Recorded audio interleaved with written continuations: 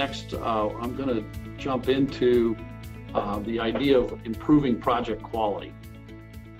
The need for project and code quality for evolveIT is around the idea of providing metrics, and you'll see here we're going to provide a lot of information in a web dashboard.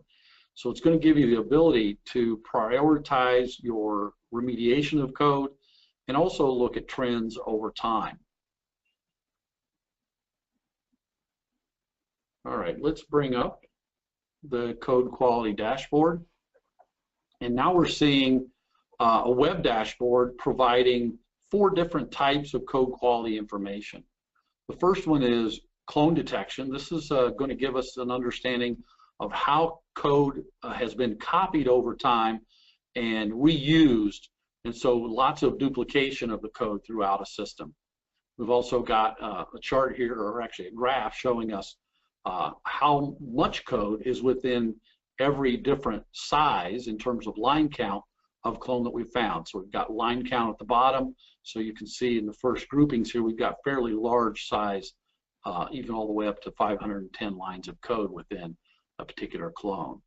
And as we get larger, then the clones actually get a little smaller and we only have a few of each.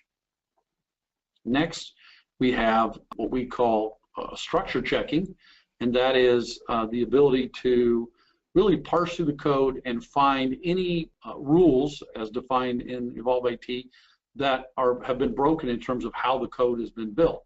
So identifying quality issues within the code. We have different severity levels. So the highest severity is severity 1, and we go all the way down to severity 5. We can see obviously our middle severity has the most number of rules that have been broken in this case that we've identified. We'll dig into this in just a moment. The next area is metrics. So code metrics, it can be a really high value area.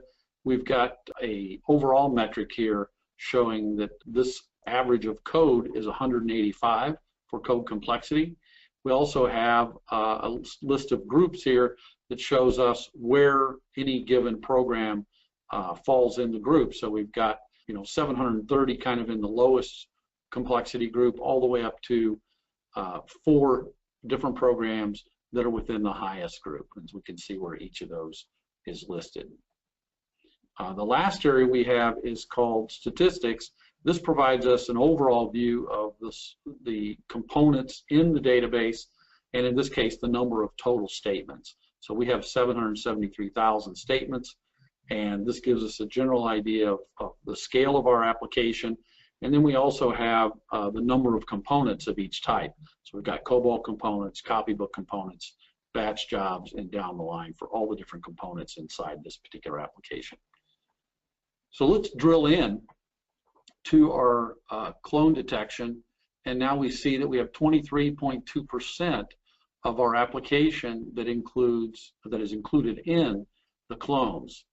Once we know that information, then we can also look down here and find how many clones may be, or how much code is within the clones, and also how much code could be reduced if we actually removed all of the clones. That's 12.8% of our entire application. And then we have a calculator here that allows you to calculate based on your own input. Our input is $1 per line. How much cost is there per year to have these source code clones in your application set? Some more detailed areas of the clone detection provides us a list of all the different clones.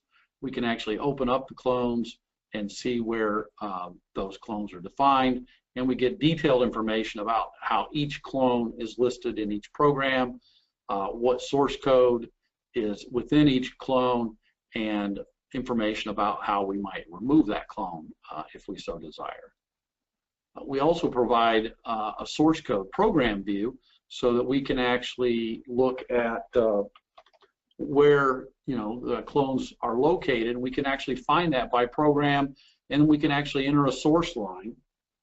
So let's say in line 19 we have a clone that we're looking for, and it starts on 18, and it's only in this case 7 lines long. So again, when we click on the clone set, we see that there are 2 clones that are defined, and we know what programs those are. Again, we have a listing of the clones, with some generic information about how that clone was built. So if we want to reproduce maybe a copybook or another way of reducing the clones, we can do that. All right, let's go back to our dashboard now, and let's look at our structure checking. And I'm going to drill in now and look at and there's quite a bit in here, so all of the information around the actual structure checks and the different severities. So I'm going to go down to severity 5 first. These are the most kind of simple violations that we have. And so we can have, for example, paragraph has no entry comments, form feed issues, eject, different things that would impact code quality depending on the rules that you want. These rules can be turned on and off depending on what value you place on each one.